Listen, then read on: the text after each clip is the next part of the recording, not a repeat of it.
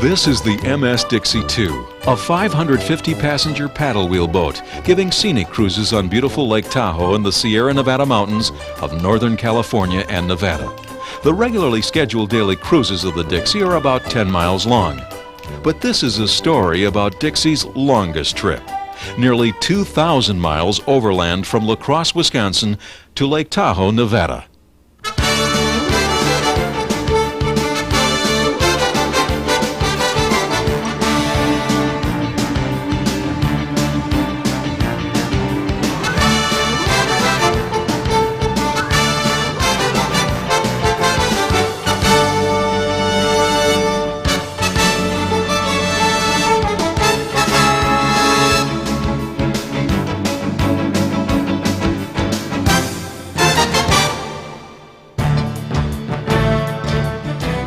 Cruising Lake Tahoe on the MS Dixie 2 gives passengers a splendorous panorama of the area's snow-capped mountains and its pristine lake.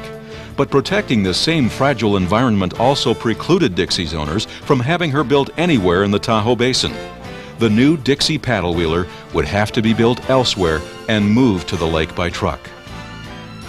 A paddle wheel boat with design goals to accommodate 550 passengers and elegant comfort resulted in a vessel 40 feet wide, 42 feet high, 150 feet long, and weighing over 250 tons. Although the Dixie had to be this big to fulfill its mission, it would be impossible to transport it as a single piece over the highways. Skipper Liner Industries of LaCrosse, Wisconsin was contacted about designing, fabricating, and delivering a new paddle wheel boat that would require only minimal assembly on the shores of Lake Tahoe. Since transporting the Dixie as a complete and fully assembled vessel was impossible, it was decided that it would have to be manufactured and shipped in large bolt-together modules.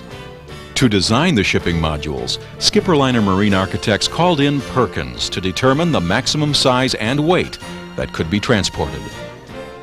It was determined that the Dixie would be designed and fabricated in 4 bolt-together modules. This would allow for complete assembly of the vessel during its manufacture and then disassembly for transportation. When ready for shipping, the pilot house, smokestacks, railings, and paddle wheel assembly would be shipped on 2 standard trailers. The Dixie's upper deck house would be moved in 2 modules, 16 feet wide and 88 feet long each, on swivel bunk trailers with Perkins steering dollies under the trailing end. The lower deck house and hull would be divided at the keel, each half being 18 feet wide, 16 feet 9 inches high, 106 feet long, and weighing 120,000 pounds. These would be moved in Perkins suspension beam trailer with 10 axles, 62 tires, and a 106-foot-long cargo bay. To assure the client they would not be building a boat in their basement, Perkins drafted a complete set of drawings showing how each module of the Dixie would be moved. The drawings, weight and balance calculations, equipment specifications, and a proposed route were submitted to all 6 states for permit approval. With the exception of Nevada, all states responded favorably. Nevada was concerned about having sufficient clearance through a stone arch tunnel on Highway 50, only 5 miles from Dixie's launch site. Highway 50 was the only usable access highway. It was imperative that passage through the tunnel was guaranteed to avoid design changes in the Dixie. Not wanting to leave anything to chance, a Perkins team member traveled to Nevada, surveyed the tunnel, and met with Nevada highway engineers. Tunnel dimensions from Nevada Highway Department drawings were input to Perkins' computer CAD system. The arch tunnel was 360 feet long, 32 feet wide, 21 feet high at the center, and 14 feet 6 inches high at the sides. There was a 20-degree turn in the first third of the tunnel, which the transporter would have to be steered around. It was demonstrated that the loaded transporter could be maneuvered through the tunnel with at least 36 inches of clearance. Passage through the tunnel was approved by the Nevada Department of Transportation. Perkins then guaranteed Skipper Liner Industries that delivery of the MS Dixie 2 could be performed. Skipper Liner's quotation for design, fabrication, and delivery of the MS Dixie was accepted, and a contract was awarded in August 1993, with a May 1, 1994 launching. Departure of the starboard half was scheduled for January 2nd, 1994. As fabrication of the Dixie was progressing, Perkins prepared for its mission. A physical route survey was performed along every mile. Corners were photographed, measured, and drawn. Vertical clearances were measured and entered in the survey log. Vertical curves in the roadway were measured to ensure hydraulic raising could clear the Dixie over them. All overnight and emergency parking areas, service and fuel stops between LaCrosse and Lake Tahoe were recorded for the transport crew's use in planning each day.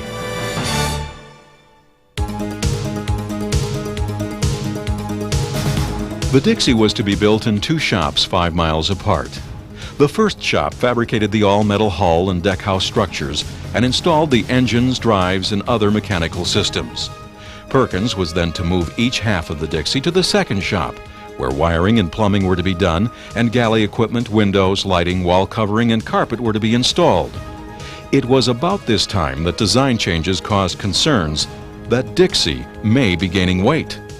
While transporting between the plants, Perkins weighed each module on their portable scales, and suspicions were confirmed when the modules weighed in excess of 180,000 pounds instead of 120,000 pounds as originally estimated. 50% overweight. The extra weight created an additional challenge for the Perkins team. With less than 5 weeks until departure of Dixie's starboard half, it was clear that nearly all prior planning was unusable. All 80 permit applications were inaccurate. Axle weights were no longer within state tolerances, and a complete redesign of the method of transport was imminent. Installing wing dollies would increase capacity, but would shorten the cargo bay to 88 feet. Since Dixie was fixed at 106 feet long, Perkins' only option was to lengthen the load suspension beams another 18 feet. Since all available beams were already in use, new beams had to be fabricated. Work began immediately on engineering and fabrication of the T1 steel beams. In less than 2 weeks' time, the beams were complete and ready for use. Transport design changes created additional challenges. Adding wing dollies, longer beams, and a push tractor for the extra weight increased the overall length from 190 feet to 266 feet, and the total weight from 258,000 pounds to 425,000 pounds. Would the longer configuration clear the previously surveyed turns, vertical curves, and other obstacles on the route? What about the Nevada tunnel? Would there still be sufficient clearance to pass through it? A second survey was performed to verify clearances for the new size and weight. It confirmed that the original route was usable with only minor modifications. A few highway signs would require temporary removal. One fire hydrant had to be relocated, and 2 small trees removed and replaced.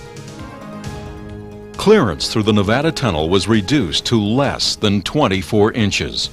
But computer animation showed it could be safely negotiated, and the permit was again approved. The same design changes that increased Dixie's weight also caused delays in her completion. The January ship date was extended to February 1st. With this delay loomed another threat to delivering on schedule for a May 1st launching. Both halves would have to be west of South Dakota prior to March 1st spring road restrictions. Restrictions could last until June 1st for overweight loads, and a fail-proof plan was needed to avoid any costly delays. Perkins decided to move the first module to Casper, Wyoming. There it would be hydraulically lowered onto blocks and the transporter disassembled from around the load. The transporter would then return to Wisconsin to immediately load the second module. Delivery of this module would be made directly to Lake Tahoe. The transporter would then return to Casper to reload and deliver the first module to Lake Tahoe. As it turned out, the second module left South Dakota on the very last day before spring road restrictions were applied, and overweight shipments were no longer allowed. Dixie's journey included just about every type of terrain and operating environment imaginable. Across miles of salt flats and over many mountain passes, from wide open spaces without a telephone for over 50 miles to the traffic-congested freeways and city streets of Salt Lake City and Carson City. The top speed of the transporter was 50 miles per hour, but it was the terrain and highways that determined the production in a 10-hour day. This ranged from 41 miles while maneuvering around the twists, turns, and cliffs of Echo Canyon in Utah to over 400 miles while rolling over the plains of South Dakota. The route was planned in great detail, but it still involved several turns and maneuvers to avoid obstacles and restrictions. In Minnesota, the 266-foot-long transporter was back 2 miles to bypass a low railroad bridge. In Fernley, Nevada, a U-turn on Interstate 80 was necessary to get around a low bridge. While the Nevada Highway Patrol had the interstate barricaded, the crew reversed Dixie's direction of travel from west to east. At one point, the pull tractor faced straight east, and the push tractor faced straight west, as the entire transporter rotated around its vertical axis. The turnaround took less than 5 minutes, and traffic was again moving.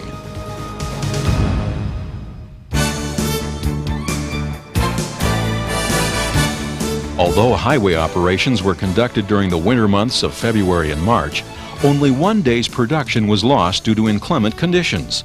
But even with good weather, 104 tires were still flinging highway sand, melting snow, and mud skyward while traveling through mountain passes. The transporter and Dixie were a mess when they reached Fernley. Portions of Dixie's deck and the hood of the push tractor were covered with 1.5 inches of mud and sand. Respectful of the investment the owners made in their new boat, the Perkins team made arrangements with the Fernley Fire Department to wash the rig and Dixie from front to rear. Perkins' donation to the fire department was greatly appreciated, and the volunteers enjoyed being a part of Dixie's journey. After leaving Fernley, there were less than 100 miles to Dixie's new home. Because of height restrictions on the truck routes through Carson City, Dixie was threaded through the residential streets of Nevada's capital. The Dixie was then pulled and pushed over the 26-mile, 8% grade mountain pass between Carson City and Lake Tahoe.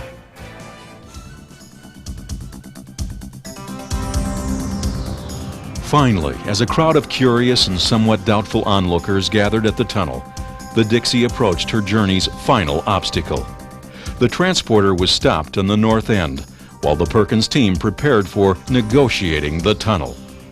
As this was being done, the Nevada Highway Patrol closed the tunnel to other traffic. Because of the curve in the tunnel, no light showed through from the other end. The Dixie entered the darkness of the stone cavern and was watched carefully on its top and sides by Perkins team members aiming their flashlights. Slowly, the headlights of the tractor appeared to those waiting on the south end of the tunnel.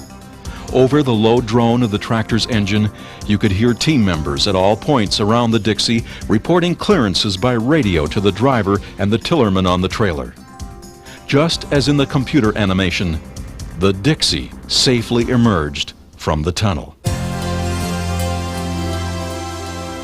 She was stopped halfway out of the tunnel for the first look at her new home and for the crowd that had gathered to get their first look at Dixie. Although it was another 5 miles to where Dixie's modules would be reassembled, for the Perkins team, the end of the journey was that brief moment when Dixie cleared the tunnel. The crystal blue depths of Lake Tahoe were behind her, and the snow-capped Sierra Nevada mountains were above her. A tremendous sense of pride and accomplishment was felt by all.